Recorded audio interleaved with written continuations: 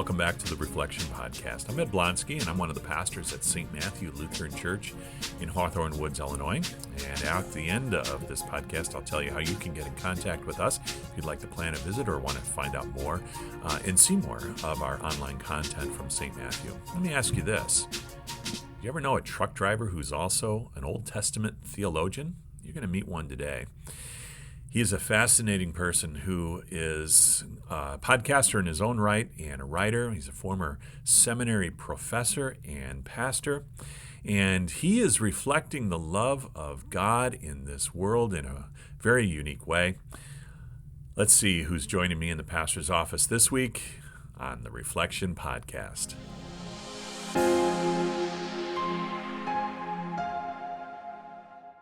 In the pastor's office with me today is Chad Bird. Thank you for joining me today, Chad.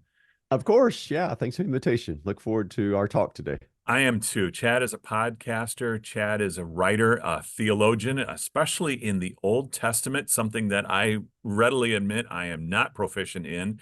Hebrew was my downfall in both undergrad and graduate school. But I do enjoy it. I'm just not as proficient in it as maybe other people are, and certainly you are not. So I'm looking forward to our conversation today. I know that the Old Testament is kind of your forte, so I'm looking forward to this. I do want to have our audience, our listeners, my listeners and viewers to know a little bit more about you. And I could ask your mom about you, but she's not here, so I'm going to ask you about you and give us a little bit of background to who Chad Bird is. Yeah, sure. So what I do now, I'll start with where I am now. I'm a scholar in residence for 1517. 1517 is a Christian nonprofit that produces just all kinds of materials for the church: biblical, apologetic, theological, historical. So my self-chosen description is that I teach the Bible with an Old Testament accent. So anything I'm doing, podcasting, writing books, or speaking at churches, I'm usually in one way or another crafting it within the Old Testament context. So I love to bridge the gap between the old and the new and point people to Christ in that way. So that's what I do now. For a lot of years, I had my feet in two different worlds. I was a truck driver, and I was also an author. So I did that for quite a few years. And before that, I was a seminary professor and a pastor. So done a little bit of this, a little bit of that. I'm actually in a new home, new for us anyway. My wife and I recently moved to be close to our grandkids. So we have 3 young grandchildren just about 15 minutes down the road from us here in East Texas. So enjoy them, love my wife, and just really thankful for the family that I have. So anyway, that's kind of where I'm at and what I'm doing. So you went to seminary to be a pastor at one point in your life. Yes. What made you think that was what God was calling you to do? Why go in that direction? I remember when I was probably a freshman in high school, so we'll say 14 years old. Out of the blue, I just I started having this tug that was telling me, you should go into the ministry, you should be a pastor. Now at that point, there's the last thing I wanted to do. I was a cowboy. I wanted to probably stay in the area where I lived, which was the Texas Panhandle, and started to build up a cattle herd and do that. That was what I loved to do, and so I wanted to go that direction. So when these thoughts first came to my head, I rejected them. No, I don't want to do that. And then it kind of faded, and then when I was a senior in high school, I began to get more interested in theology. I was raised in a different church than I'm in now and started to struggle with some theological questions, which drove me into the scriptures. And what happened was the more time I spent in the Word, the more that old tug started coming back. And the more open I was to it. And eventually I realized, hey, this is my passion. This is, I think, where God wants me to go. And so I followed that. Just dove headfirst in, went to a Lutheran university and the Lutheran seminary, and ended up becoming a Lutheran pastor. So the initial rejection was overcome, and then I headed down the road that I ended up being on for quite a while. And was there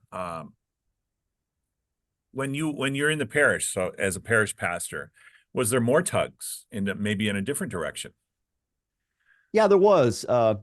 So when I went to seminary, I was in seminary for, I guess, a total of 5 years. I stayed an extra year for another degree. And during that time, I fell in love with the academic side of theology. So I did want to be a pastor, but there was an increasing interest on my part with just studying and learning and teaching as well. I loved watching what my professors would do and the way that they would craft us theologically. I loved kind of that academic culture. So once I left, I finished a second master's degree and kept in touch with some of my professors, and uh, they started dropping some pretty heavy hints about me coming back to teach, and that certainly is kind of the direction that I felt myself being pulled as well. Um, when I was a parish pastor, I loved the teaching part and the preaching part. I felt like I really excelled the teaching part, just really felt very much at home in the classroom. And so that's eventually what happened. I was in the parish for about 5 years, and seminary president called me up and told me about a position that had opened up and whether I'd be interested or not. So after a very short period of time, I ended up leaving the parish ministry and then going to be a seminary professor.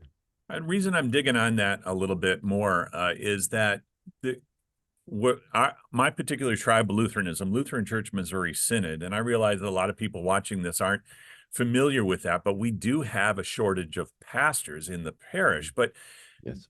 God has a way of maybe bringing us through the more traditional route of being a pastor, but then saying, hey, but I want you to go in this direction. I want you to be here. And they're all important areas. I mean, Yes. you were in the parish, but then you were part of formation of pastors at one of the seminaries of the Missouri Synod, not the right one, but that's as I say, with a tongue firmly planted in cheek. I went to the St. Louis Seminary, and you happen to be a teacher at the Fort Wayne Seminary. But Yeah.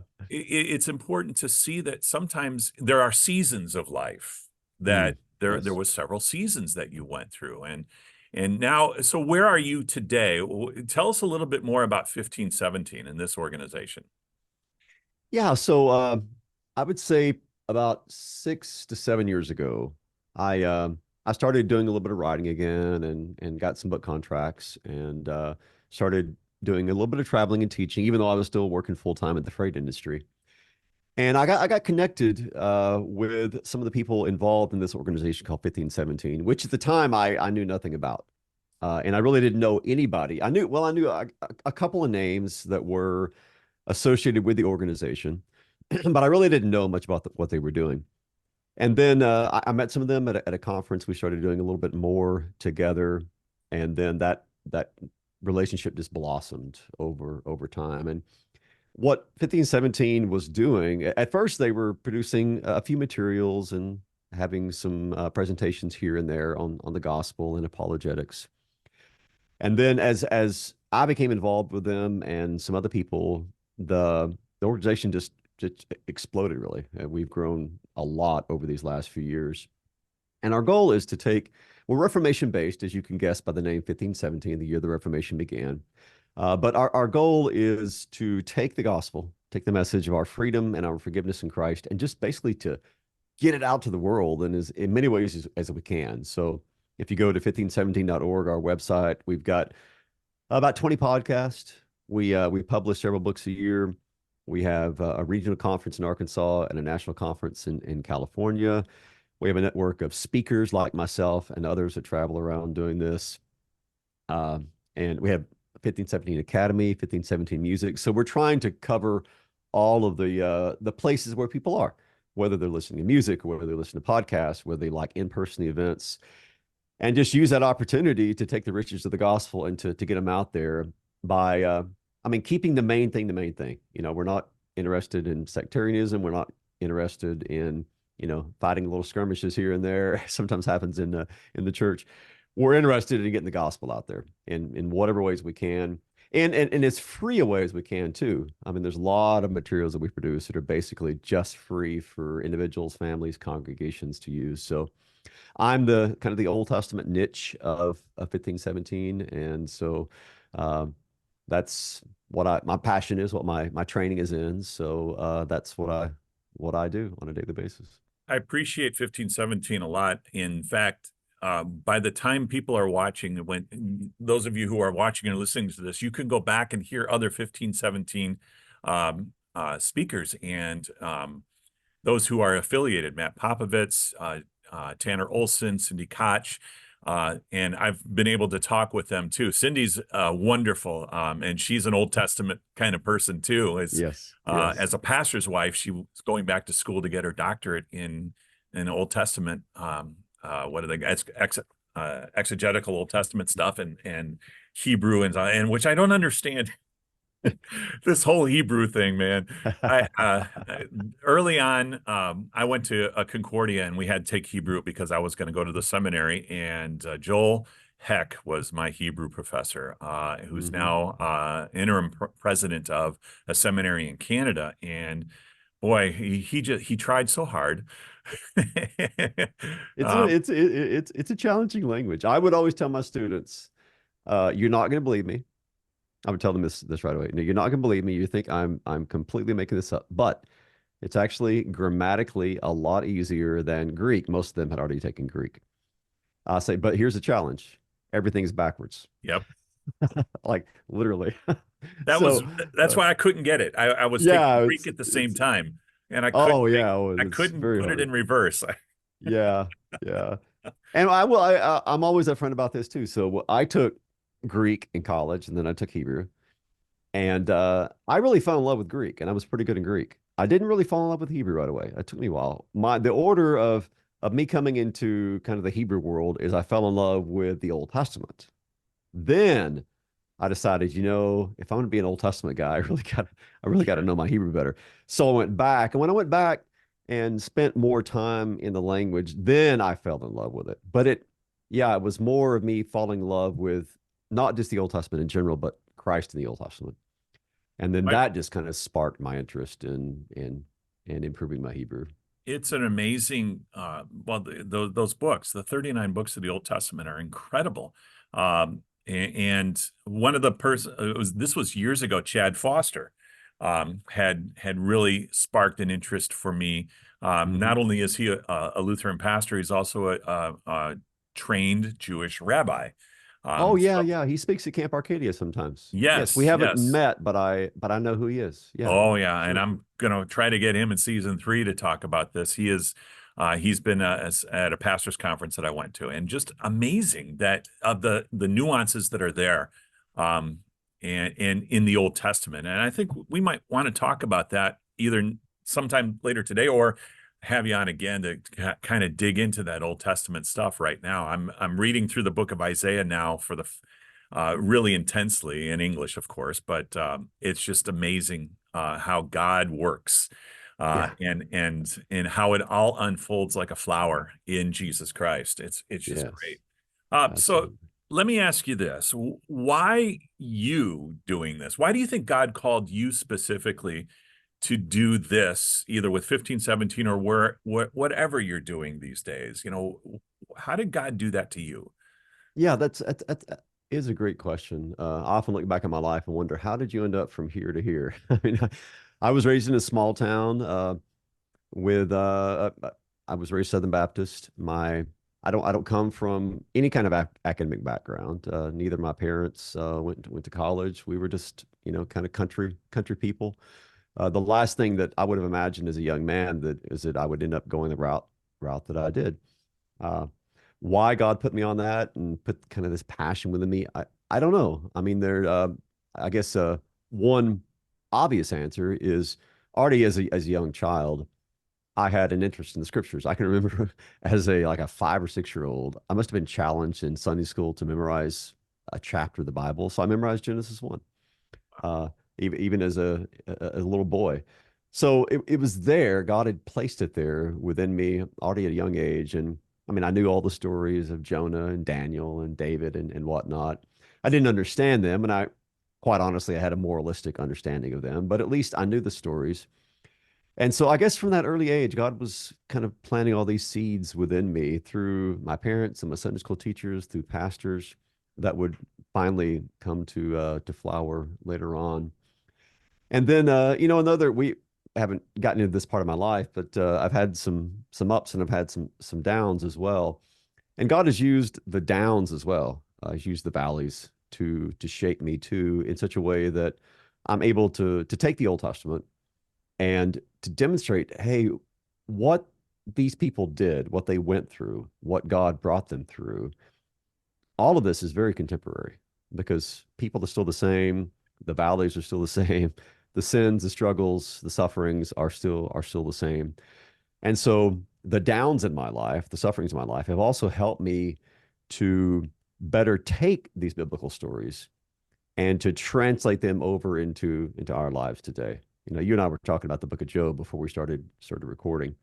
And Job, I think that the more you live and the more you suffer, the more you appreciate the book of Job. It's like one of those you hand the book of Job to most 20-year-olds, and maybe it's of interest, but you almost have to have a few scars to appreciate Job more. And a lot of the stories in the Old Testament are like that, where you're able to see God using people then in the same way that He uses people now. So yeah, I mean, I think who I am as a person, these early passions that I had, and the rough patches along the way. God has used all of those to craft me in such a way that I can use my academic background, my personal experiences to get the good news of hope that we have in Christ out there to people. Yeah, the whole point of this reflection podcast when I started it last year, and it was to help people see that God uses all of us as His children. He calls us, He baptizes us, He makes us His children, but we don't all fit cookie cutter in one certain way. He equips us right where we are.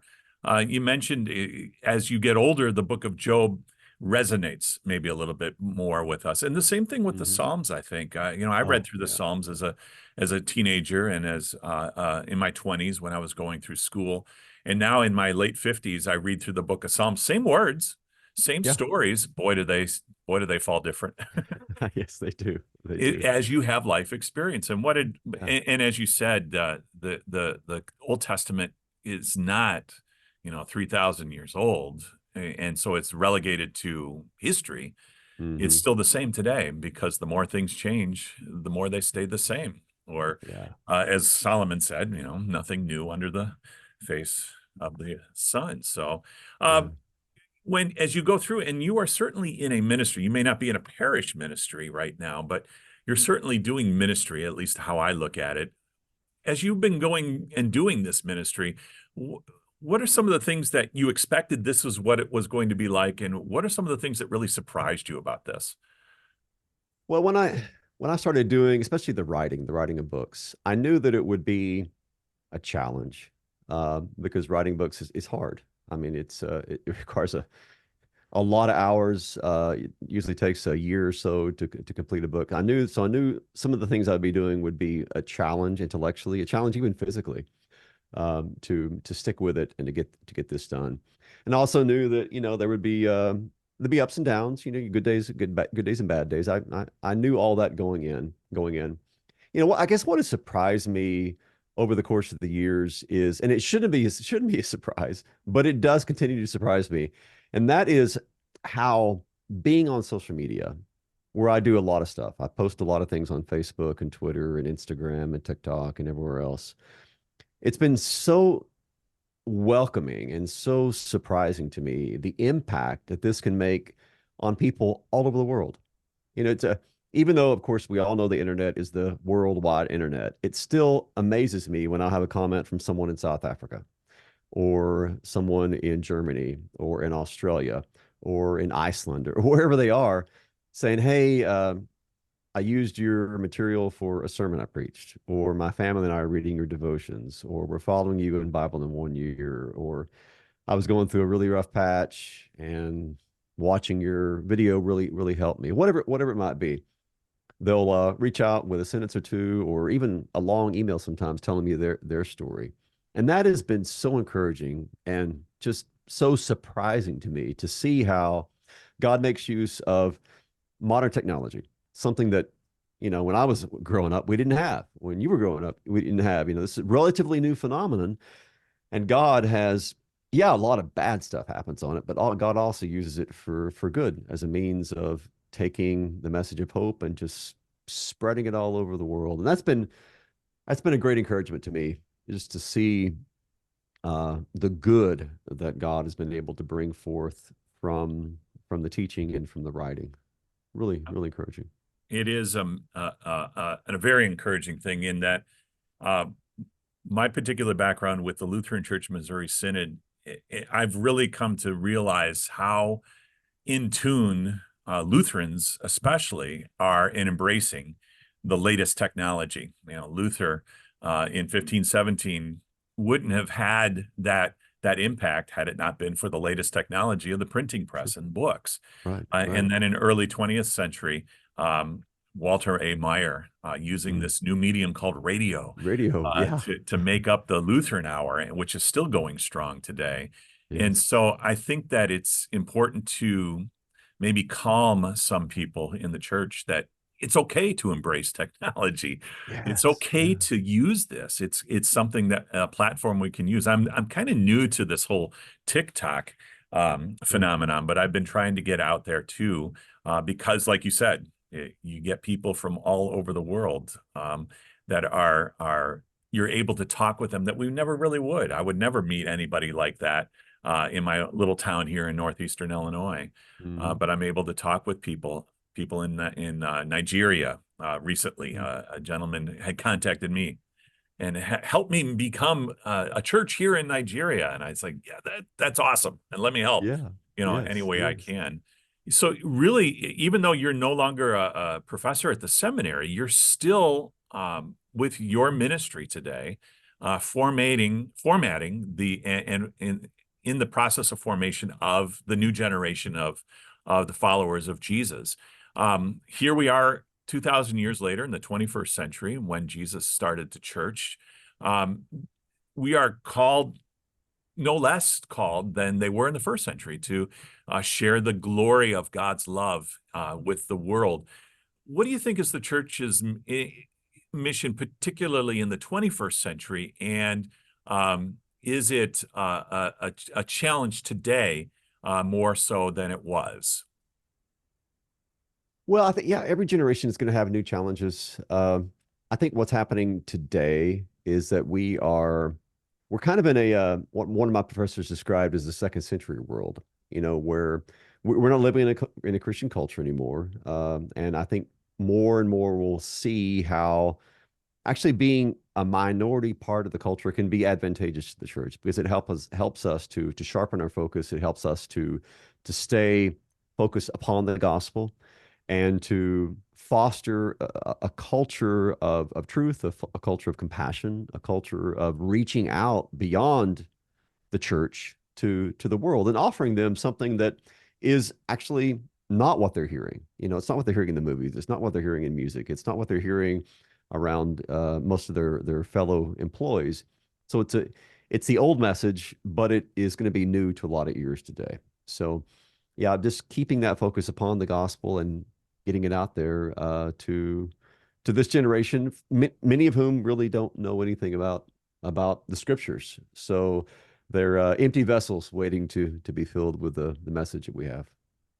Let's talk in a little bit different direction, mentors that you've had in your life, because I think this can help other people see the mentors in their own lives. Who were some of those people for you? Yeah, I think if I had to focus especially upon one person that impacted me in such a way that it still has repercussions today, it would be an Old Testament professor that I had at seminary when I was in my first and second year. His name is Dean Winthy. He was just a prof then. He ended up being the president of the seminary, and he had a way of pulling you into the Old Testament and just showing you the riches that are there, opening up the heart of Christ in the Old Testament. And that was new for me. I had never had anyone do that. And so I took a lot of classes with him. He shaped the way I approached the Old Testament and eventually just kind of fostered that love that led me into graduate school and into teaching as well. So I give thanks to God that impact that he made on me when I was in my early 20s, half a lifetime ago. Wow. So let me, again, another direction here. If I give you a gigantic billboard and millions, if not billions of people are going to be driving by it every single day, what do you think you might put on that billboard? What do you want people to know that you've got only this very brief window in time to have their attention? What could you put on that billboard?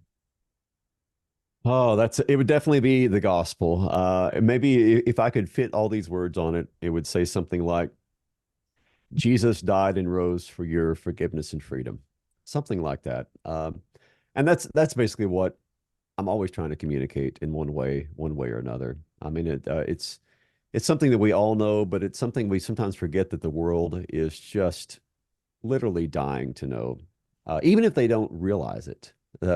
They they're seeking freedom, they're seeking forgiveness, they're seeking peace and hope, and oftentimes they're looking for it in all the wrong places. And it's just such a gift that we have to offer to the world. And so, if I could put that on a billboard, that's what I do. That's an incredible message that you're right. Everybody, I mean, as I put it, the world is literally dying to hear this message. Yeah, Yeah. yeah, they are. Yeah. Okay. So as a writer, this is sort of an opportunity for you to kind of plug your own books, but what's on your nightstand these days or at the top of your Kindle library? What are you reading these days? Yeah, so I just finished a book that I have. It's kind of been on the back burner for a long time, but just never had really taken the time to read it, and that is Man Search for Meaning, uh, just by Viktor Frankl, who was in in a concentration camp, and I'm glad that I read it. It really resonated with me because even though he is coming from a Jewish perspective, a lot of what he said actually is very theologically astute. One of the things he pointed out is that we are searching for meaning and for hope and everything outside ourselves. So, I mean that's actually a very orthodox theological statement. Our hope is found not within us, but outside of us. And now, for Christians, of course, in Christ. So, reading through his story and hearing his reflections was actually quite helpful to me. Uh, Also, just finished a book on the kind of the history of the Sabbath and the Lord's Day, which was a collection of essays. It was published a few years ago. So finished both of those. Also, on the fiction side of things, love to read westerns, and so I've read a lot of Louis L'Amour the last couple of years. My dad loved Louis L'Amour, and so I went back and reread a bunch of his these last years, especially the Sackett novels. So, Love westerns myself, so I'm a big oh John yeah, Wayne fan. Tom yeah, sure, Selleck, yeah. yeah. My dad in his later years read a lot of Elmer Kelton books. So, yeah, it's the world that I grew up in. So it's nice to return to it by reading fiction. And your own books, I know you've got a couple published titles. What are those? Yeah, so I've got my first one came out back in goodness, when was that? 14 or 15, called Night Driving, in which I tell kind of my own story. That's my spiritual autobiography. And then since then, I've had a few others, most recently, a couple with 1517 Publishing. One is called Limping with God. It's the story of Jacob, and I connect it to our life of discipleship. And then got a couple others out with 1517. One's a devotional on Hebrew words. It's every day there's a different Hebrew words called Unveiling Mercy. You don't have to know Hebrew to to Good. to understand and to profit from it. And then before I put that one out, I have one called The Christ Key, where it's kind of an introduction to reading the Old Testament from a Christ-centered perspective. So where is Christ promised? Where is he present? Where is he foreshadowed? Those kinds of questions. So those are my last three that I have out. I want to put those in the show notes as well, so that people can get a sort of a addition to this conversation that we have had. It's interesting, the Viktor Frankl book on Man's Search for Meaning from the concentration camps. I would love to talk with the generation after that their parents or their grandparents went through that. I'm reading a book now. It's an autobiography of actually a rock musician, of all things. And he spent 40 years in this band, and and now he's written his autobiography of his time in the band. But he starts off by telling the story of his mother and father who survived the concentration camps. They're Oh, from Poland, and yeah. unfortunately for him, at least so far, it kind of moved him into this. He's Jewish by culture, but atheistic by religion, because how could God allow that type of thing? And I think that Yes, might be, yes, there's kind of those two avenues of people who have yeah. gone through those very difficult times, as you either turn your back on God or you turn fully to God.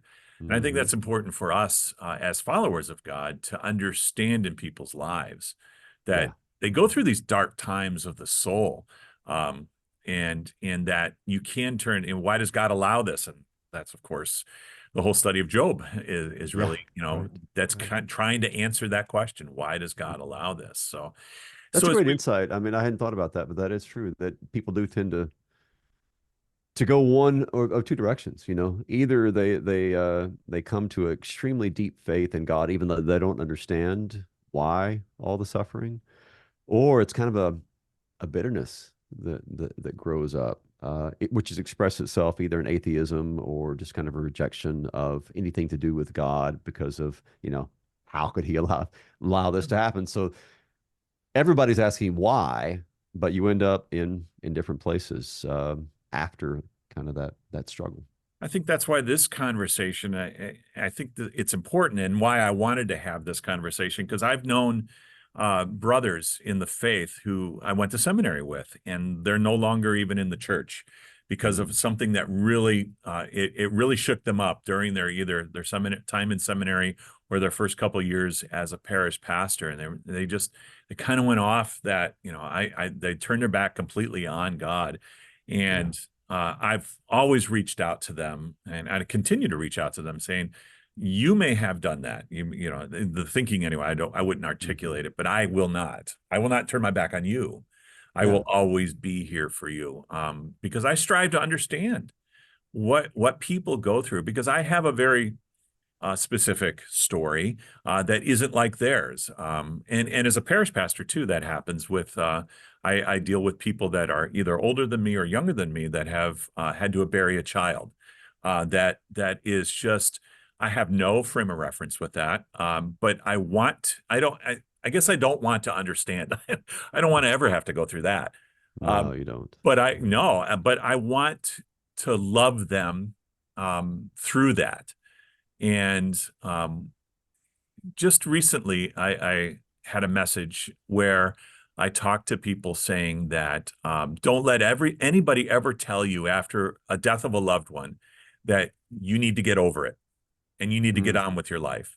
yeah. Uh, no, you don't. You do have to learn how to live with it, but you Yes. never really Yeah. get over that. Behind me, Yeah. and you can't see it because we have like 10 inches of snow on the ground, so it's reflecting off the snow, off the sunshine here. But there's a cemetery behind me, and Hmm. there are a few people that I've even had to do here is bury a child of a loved one. And how do what can I say to them? As the preacher, as the pastor for them, and I tell them, look, I have no idea what you're going through. I can't even imagine it. Don't want to imagine it, but you have a God who knows exactly what it's like to bury a child. Yeah. And I don't know if that helps them or not. I know it helps me. It Yeah. really does Yeah. help me to understand that God knows exactly what they're going through, and they can turn to him and they can yell at him. God's big enough to take their yelling, Hmm. but don't ever turn your back on him, because he loves you Yeah. and will never turn his back on you. Yeah. I would totally affirm that. We buried our son in 22, in the summer of 2022. Luke was 21 years old. And what you were saying resonates with me too, knowing that, yeah, God buried a son, and that son knows what it means to suffer.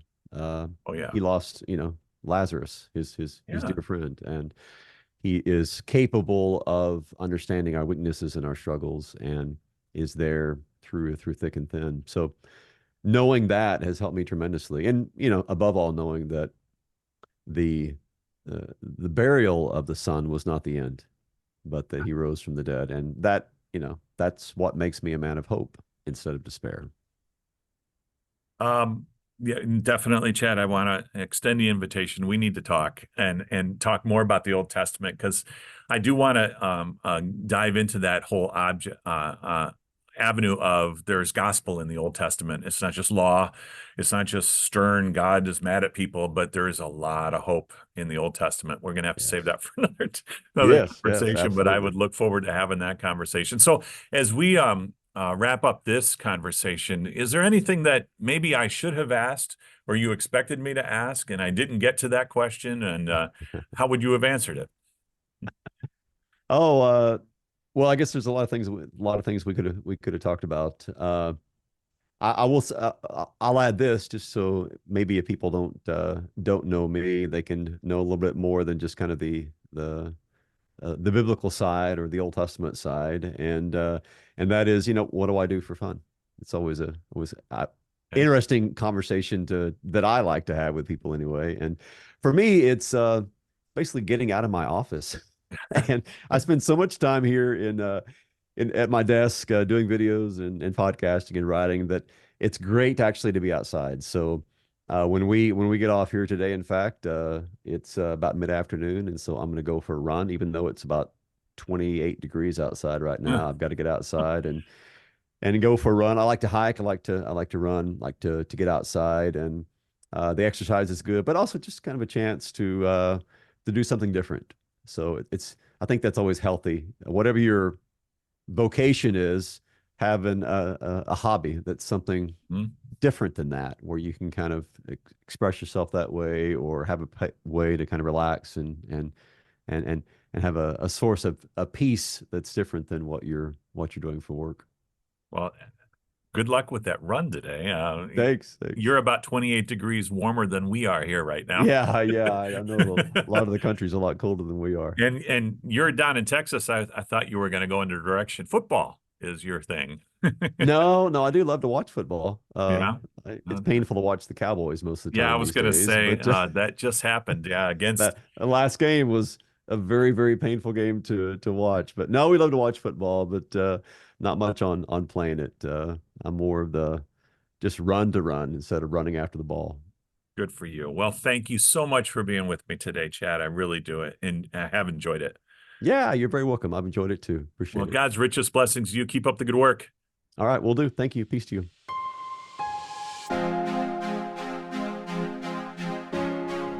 What a great conversation I had with Chad Bird. I thought it was fascinating. I just in awe of his insight into especially the Old Testament and his story of where he has been in his life and how God has used him, equipped him to where he is right now to reflect his love and glory to this dark world. If you'd like to find out more about Chad and 1517, the organization that he is a collaborator with, there is a link in the show notes of this website, along with links to the books that Chad had mentioned as well, that you might want to at least explore and see if there's something in them that can maybe be sparked by God to see where he's calling you to work in this world. This concludes the second season of the Reflection Podcast. So thankful to all the guests that joined me in this season. We are still working on season 3 now and getting more great guests and maybe taking the podcast in a slightly different direction to talk about different topics in the podcast. Go back and review some of those if this is the first time you've seen the podcast. They're all up on our YouTube channel as well as our Spotify podcast page. We also have an Apple podcast page, so you can go back and listen to other or even watch other video podcasts of the show Reflection. Reflection is produced by St. Matthew Lutheran Church in Hawthorne Woods, Illinois. And if you'd like to come and visit us, we would love to have you. You can go to our website, stmats.net, to plan your visit, stmatts.net. And we also have more online content at our website, devotions and Bible studies and worship services. And I've really enjoyed bringing the Reflection Podcast to you. I look forward to the third season that will start soon. God's richest blessings to you. Thanks for joining me on the Reflection Podcast.